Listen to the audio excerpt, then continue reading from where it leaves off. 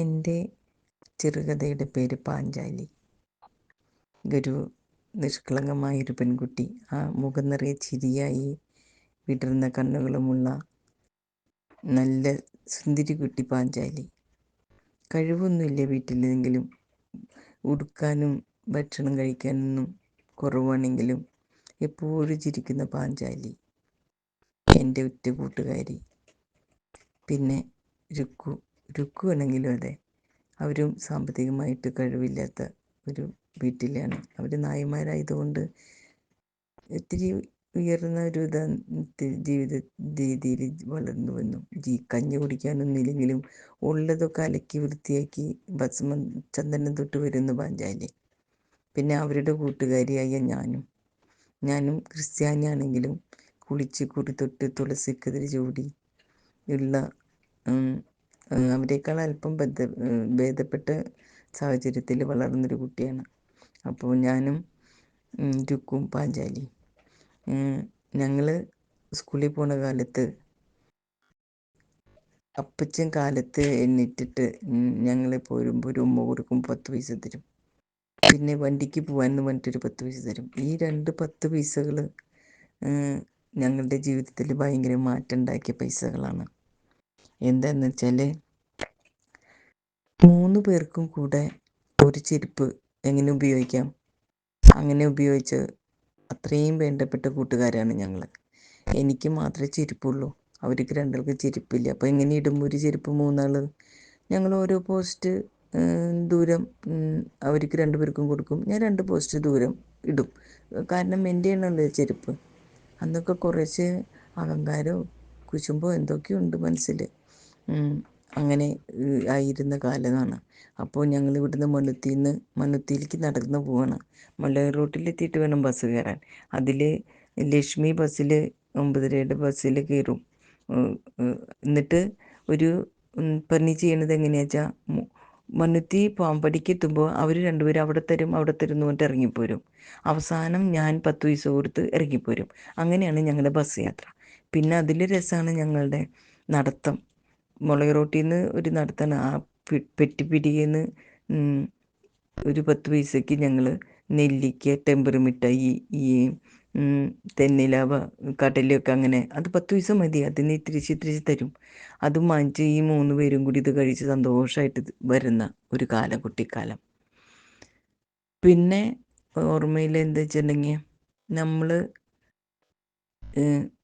വീട്ടിലേക്ക് വന്നിട്ട് പൂരമൊക്കെ ഉണ്ടാകുമ്പോൾ അവരുടെ 2 ആളുടെ പൂരം. അപ്പോൾ അവിടെ പൂരത്തിന് ഞങ്ങൾ ഉത്സവപ്പറമ്പിൽ പോകുമ്പോൾ അപ്പച്ചൻ 1 രൂപ, 50 പൈസ, 10 പൈസയൊക്കെ ഇട്ട് തരും. പിന്നെ ഞങ്ങൾ കാശും കൊടുക്കുക സേവ് ചെയ്യുന്ന പരിപാടി അന്നുണ്ട്, ഇന്നത്തെ കുട്ടികളുടെ പോലെയല്ല.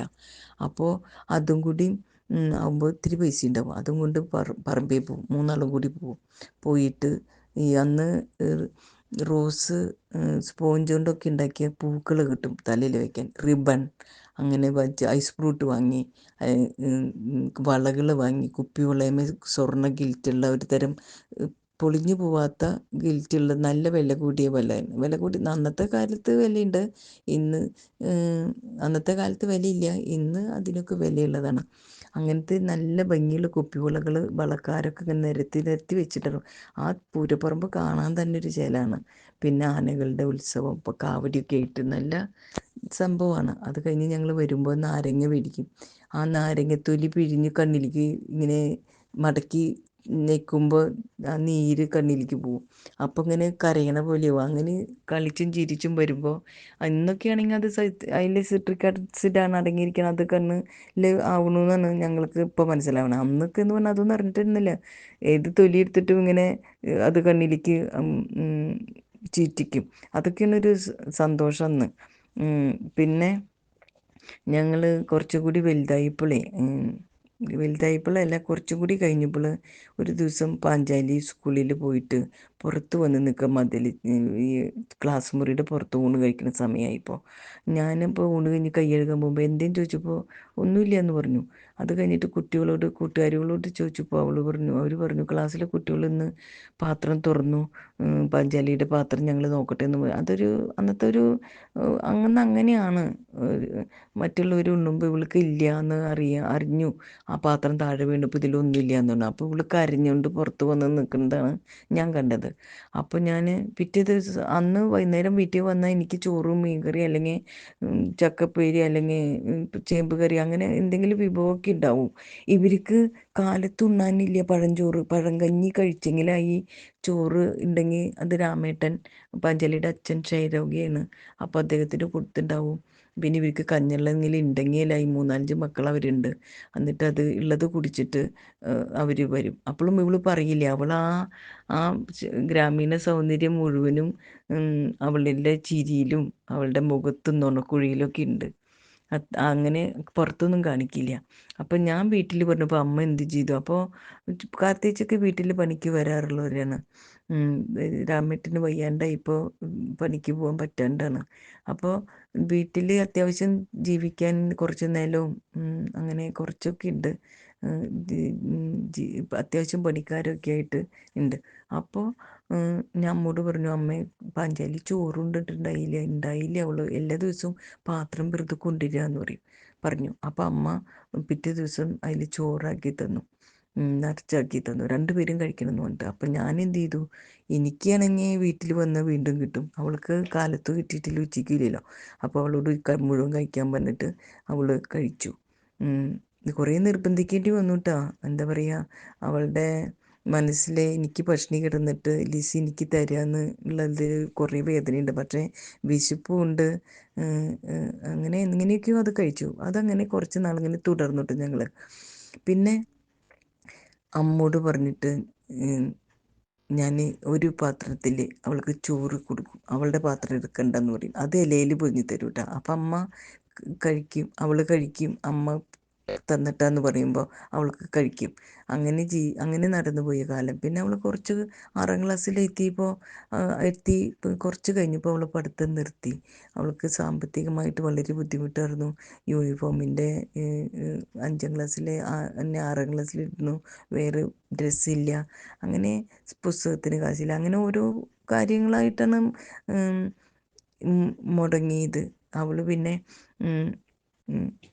ഈ അച്ഛനെ നോക്കാൻ ആളില്ല എന്ന് പറഞ്ഞിട്ട് ചേച്ചി പണിക്കൊക്കെ പോകണ്ടേ, എന്നാലല്ലേ ജീവിക്കാൻ പറ്റുള്ളൂ. അച്ഛനെ നോക്കാൻ ആളില്ല എന്ന് വെച്ചിട്ട് അവൾ പഠിത്തം നിർത്തി. ഞാനൊരുക്കും പിന്നെയും പോയി തുടങ്ങി സ്കൂളിലേക്ക്. അങ്ങനെ ഇരിക്കലെ ഞങ്ങൾ ഒരു ദിവസം കാർത്തേച്ചി തൃശ്ശൂട്ടി ഞങ്ങൾക്ക് അച്ഛന് ഇത്തിരി കഞ്ഞി തരുമെന്ന് ചോദിച്ചു.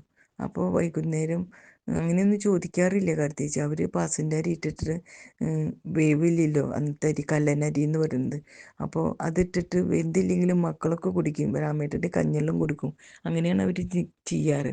അപ്പോൾ ഇന്ന് ഇത്തിരി ചോറ് ഭക്ഷണം വേണമെന്ന് പറഞ്ഞപ്പോൾ അമ്മോട് ചോദിച്ചതാണ്. അപ്പം അമ്മ വേഗം പോയിട്ട് കുറച്ച് പുന്നിലൊക്കെ ഉള്ള സമയമായിരുന്നു. അപ്പോൾ കുറച്ച് കുത്തരിയുടെ ചോറൊക്കെ വെച്ച് അമ്മ കഞ്ഞി കൊണ്ടു കൊടുത്തു, ചീരപ്പേരും കൊടുത്തു. അത് ചെന്നപ്പോൾ രാമേട്ടൻ്റെ കിടക്കണോടത്ത് നിന്ന് പിടിച്ച് ഏൽപ്പിച്ച് അമ്മയും കാർത്തേച്ചും കൂടി കഞ്ഞിയൊക്കെ കൊടുത്ത് സന്തോഷമായിട്ട് ത്രിസുറ്റി നീ അമ്മേനെ വിളിക്കുന്നത് ത്രേസ്യ എന്നാണ് പേര്, ത്രിസുറ്റി എന്ന് വിളിക്കും. അപ്പോൾ ത്രിസുറ്റി മോളെ നന്നായിട്ടുണ്ട്, നല്ല വിശപ്പുണ്ടായിരുന്നു, ഞാനത് മുഴുവനും കുടിച്ചു കിട്ടാന്ന് പറഞ്ഞു.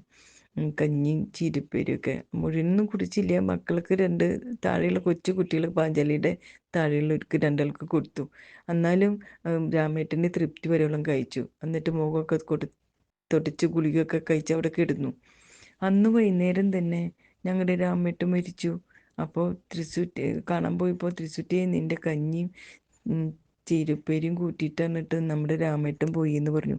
അന്നൊക്കെ എന്ന് പറഞ്ഞാൽ ഇന്നത്തെ പോലെ കേസറ്റിൽ കരച്ചിലും പാട്ടും എല്ലാതും ശോകഗാനമൊക്കെ വെച്ച് കരയില്ല പണിയൊന്നല്ല. അന്ന് നമുക്ക് കരയാന്ന് പറഞ്ഞാൽ കരയ തന്നെയാണ്. നമ്മുടെ മനസ്സിൽ അത്രമാത്രം ദുഃഖമാണ്. ഒരാൾക്ക് അപ്പുറത്തെ അയൽപ്പക്കക്കാരനെയൊക്കെ നമ്മുടെ വീട്ടിൽ ആളുകളായിട്ട് തന്നെ കാണണേ. അങ്ങനെ അങ്ങനെ ജീവിക്കുന്ന കാലമാണ്. അത്രയും ഗ്രാമപ്രദേശത്തെ ജനങ്ങളായിട്ട് നമ്മൾ ഒന്നിച്ചാണ്. അവിടെ വലിപ്പച്ചെറുപ്പങ്ങളൊന്നും അങ്ങനെ നോക്കാറില്ല.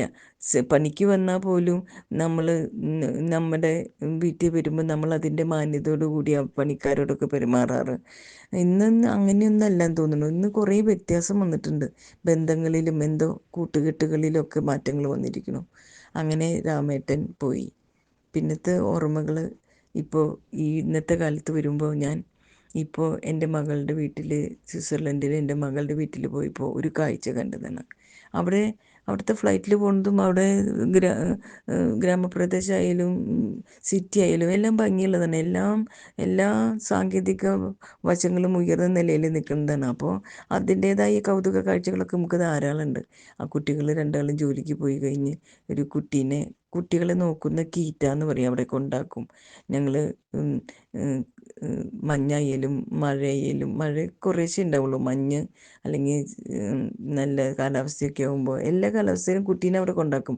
ഞാൻ ഈ 6 മാസം കഴിഞ്ഞ് തിരിച്ചു വരുമല്ലോ, അപ്പോൾ കുട്ടിയെ നോക്കാൻ ആളില്ലല്ലോ. അപ്പോൾ അതുകൊണ്ട് ഇപ്പോൾ തന്നെ പരിശീലിപ്പിക്കാൻ 6 മാസമായ കുട്ടീനെ വരെ അവിടെ നോക്കും.